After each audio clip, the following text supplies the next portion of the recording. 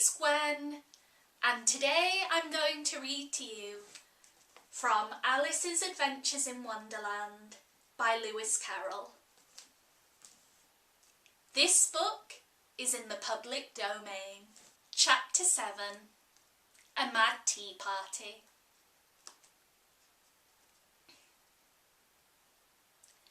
There was a table set out under a tree in front of the house, and the March Hare and Hatter were having tea at it. A dormouse was sitting between them, fast asleep, and the other two were using it as a cushion, resting their elbows on it and talking over its head. Very uncomfortable for the dormouse, thought Alice.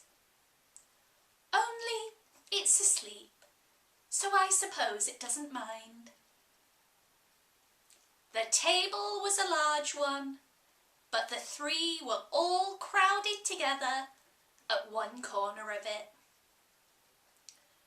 No room, no room, they cried when they saw Alice coming. There's plenty of room, said Alice indignantly, and sat down in a large armchair at one end of the table. Have some wine, the March Hare said in an encouraging tone. Alice looked around the table, but there was nothing on it but tea. I don't see any wine, she remarked. There isn't any, said the March Hare. Then it wasn't very civil of you to offer it, said Alice angrily. It wasn't very civil of you to sit down without being invited, said the March Hare. I didn't know it was your table, said Alice. It's laid for a great many more than 3.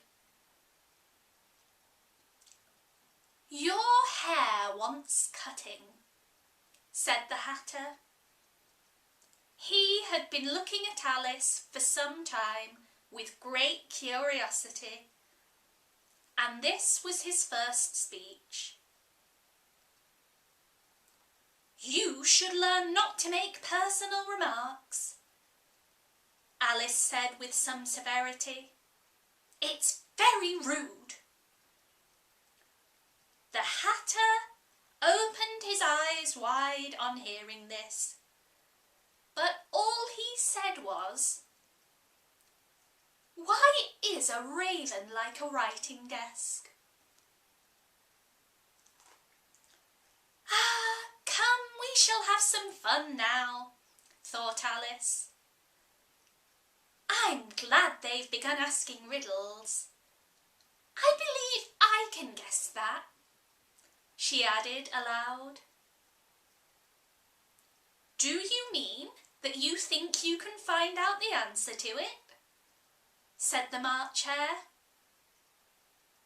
Exactly so, said Alice.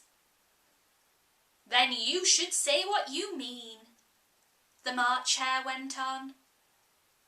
I do, Alice hastily replied. At least I mean what I say. That's the same thing, you know. Not the same thing a bit, said the Hatter. Why, you might as well just say that I see what I eat is the same as I eat what I see. You might as well say, added the March Hare, that I like what I get is the same thing as I get what I like. You might just as well say, added the Dormouse, which seemed to be talking in its sleep, that I breathe when I sleep is the same thing as I sleep when I breathe. It is the same thing with you, said the Hatter. Here the conversation dropped, and the party sat silent for a minute while Alice thought over all she could remember about ravens and writing desks, which wasn't much. The Hatter was the first to break the silence. "What day of the month is it?" he said, turning to Alice. He had taken his watch out of his pocket and was looking at it uneasily, shaking it every now and then and holding it to his ear. Alice considered a little and then said, "The 4th. 2 days wrong. I told you butter wouldn't suit the works," he added, looking angrily at the March Hare. "It was the best butter," the March Hare meekly replied. "Yes, but some crumbs must have got in as well," Hatter grumbled. "You shouldn't have put it in with a bread knife." The March Hare took the watch and looked at it gloomily. Then he dipped it into his cup of tea and looked at it again. But he could think of nothing better to say than his first remark. "It was the best butter, you know." Alice had been looking over his shoulder with some curiosity. "What a funny watch," she remarked. "It tells the day of the month, and it doesn't tell what o'clock it is." "Why should it?" said the Hatter. "Does your watch tell you what year it is?" "Well, of course not," Alice replied very readily. "But that's because it stays the same year for such a long time together." "Which is just the case with mine," said the Hatter. Alice felt dreadfully puzzled. The Hatter's remark seemed to her to have no sort of meaning in it, and yet it was certainly English. "I don't quite understand you," she said as politely as she could.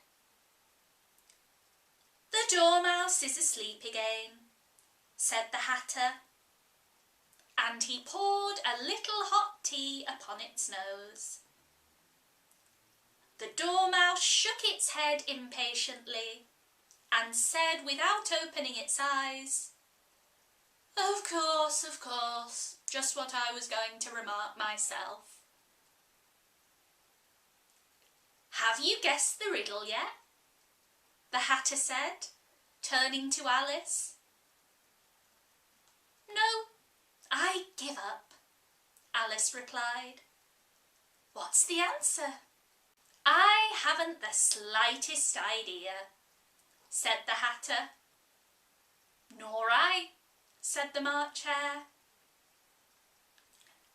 Alice sighed wearily.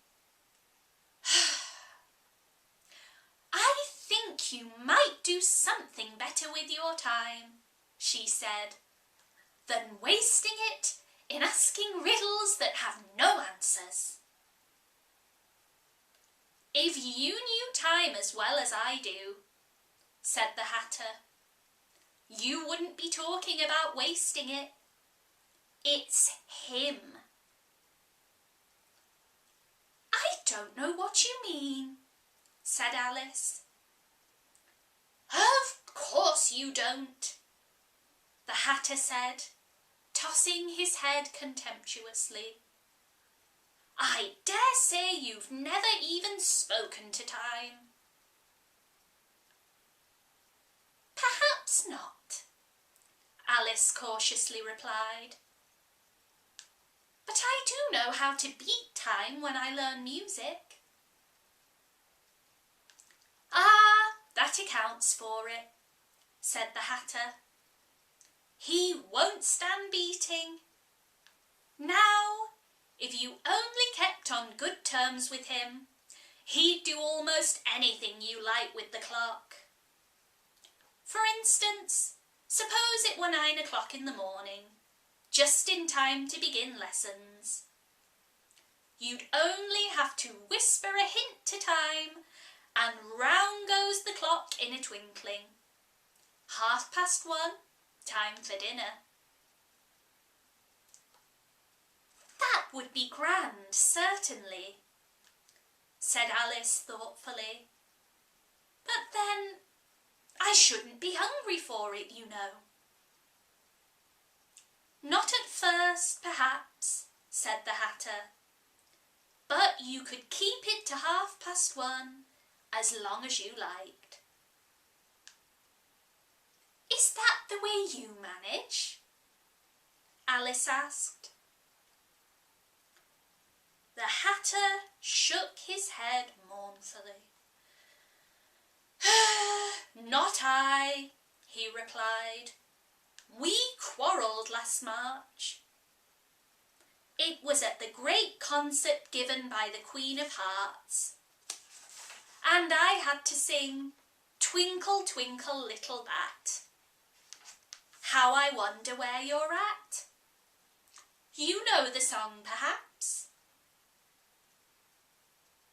I've heard something like it, said Alice. It goes on, you know, the Hatter continued, in this way. Up above the world you fly, like a tea tray in the sky. Twinkle, twinkle. Here the dormouse shook itself and began singing in its sleep. Twinkle, twinkle, twinkle, twinkle. And went on so long they had to pinch it to make it stop.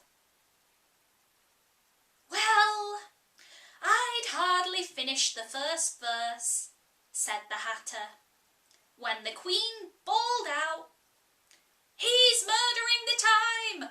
Off with his head! How dreadfully savage! Exclaimed Alice.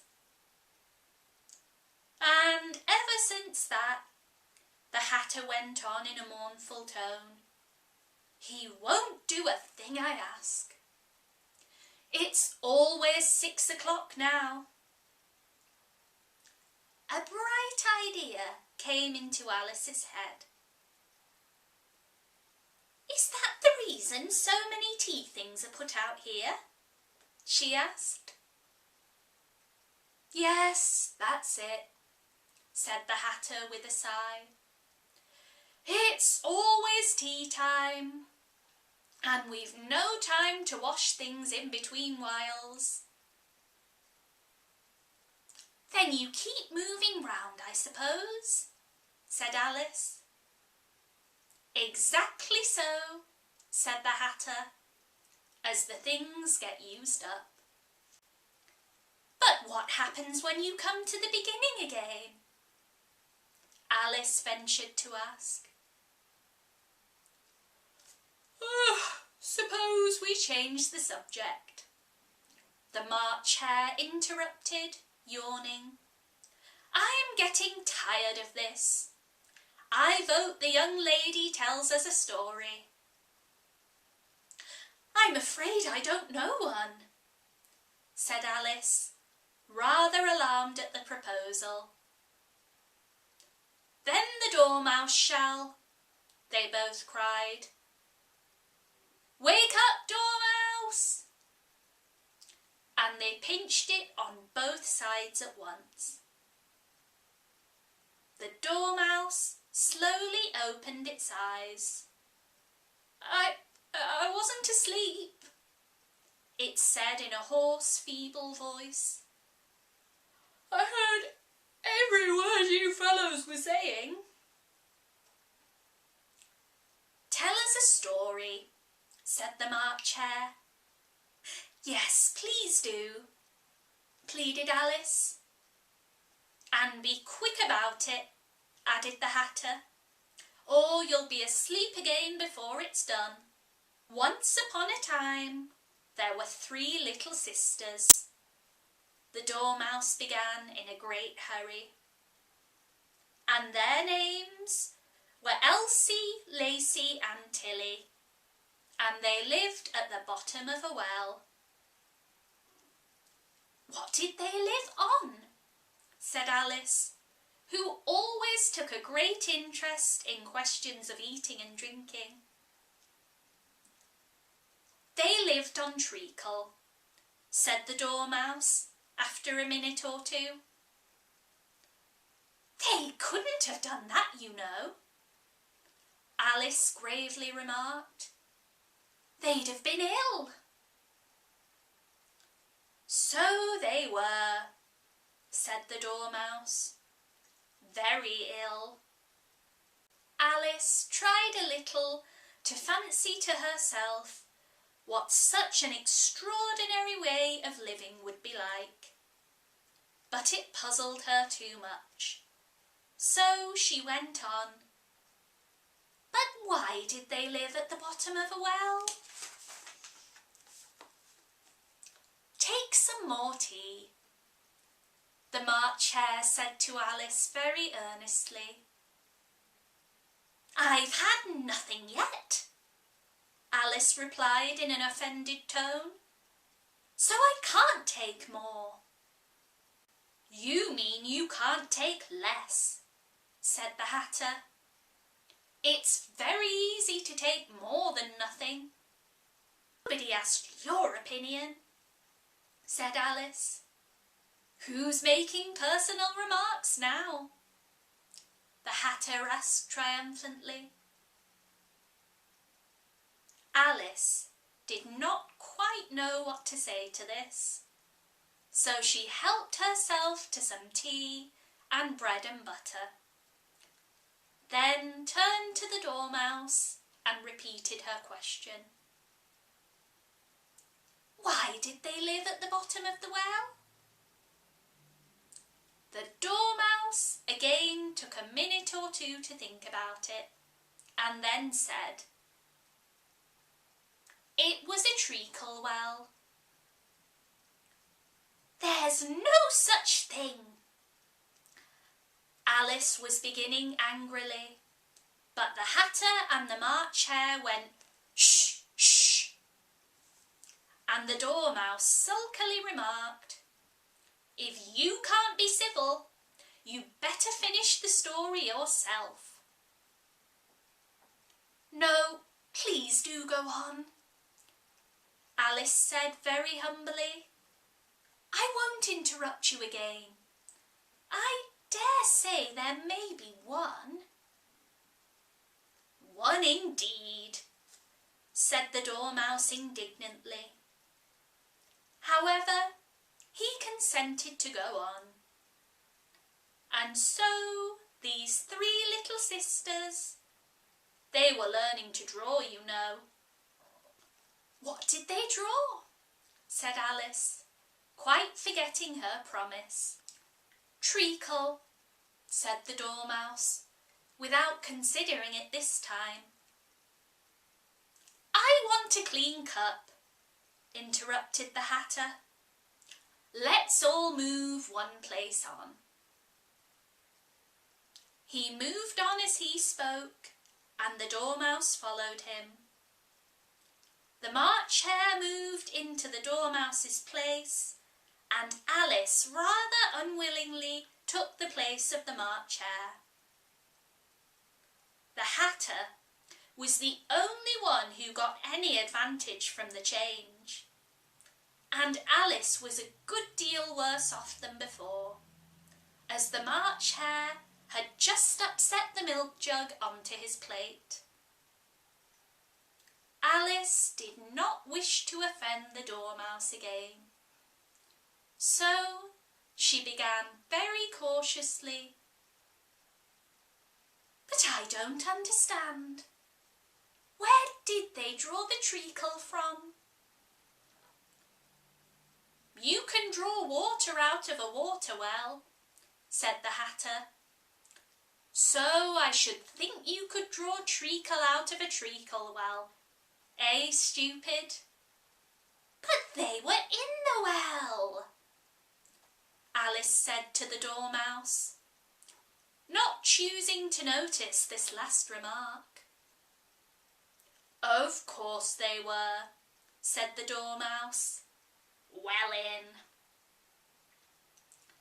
This answer so confused poor Alice that she let the Dormouse go on for some time without interrupting it.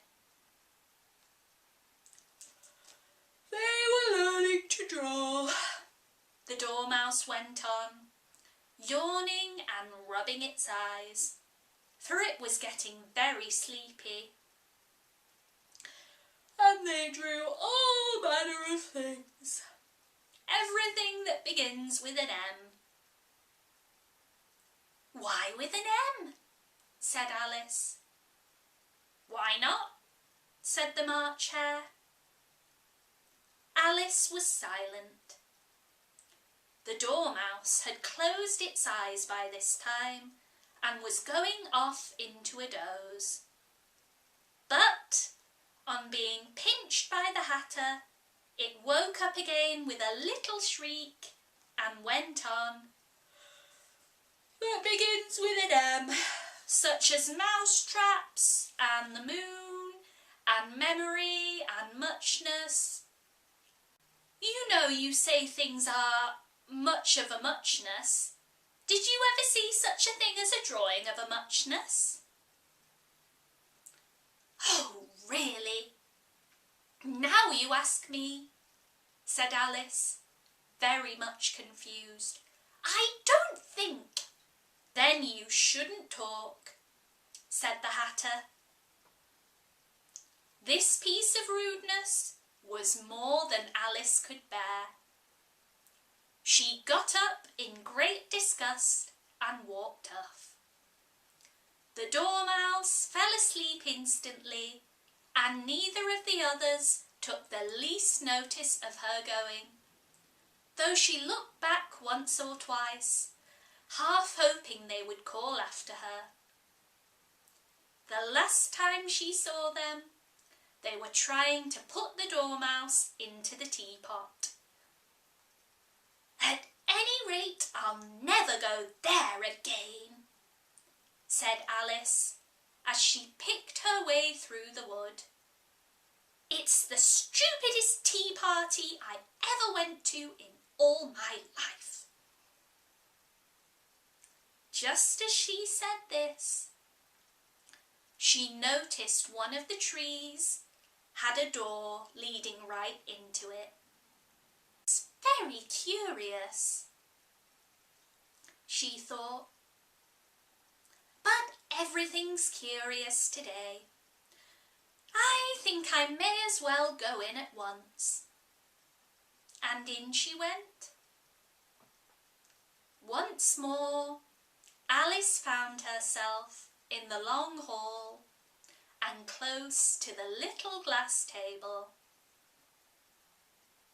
Now I'll manage better this time, she said to herself, and began by taking the little golden key and unlocking the door that led to the garden. Then she set to work nibbling at the mushroom she had kept in her pocket till she was about a foot high, and she walked down the little passage, and then she found herself at last in the beautiful garden, among the bright flower beds and cool fountains.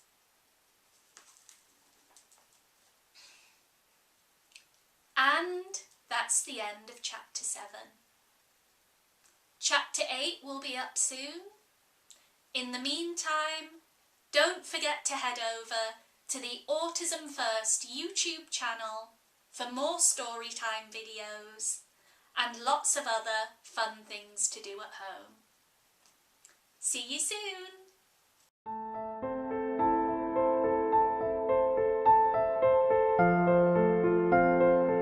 I told you would. Alice tried a little. Oh dear. Oh, pardon me.